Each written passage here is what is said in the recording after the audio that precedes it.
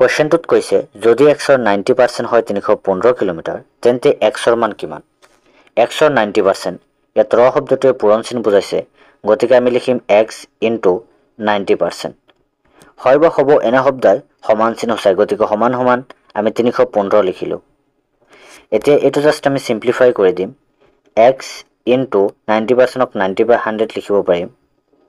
সমান সমান 315 এতিয়া কি কৰিম আমি এই 90/100 ক সমান চিনৰ সোঁফালে লৈ যাম x = 315 এটো সমান চিনৰ সোঁফালে লৈ গলে জাস্ট উল্টি যাব 100 টো ওপৰত আহিব তলত 90 আহিব এটো আমি সমাধান কৰিলে কি পাম সমাধান কৰিলে 350 आंसर ওলাব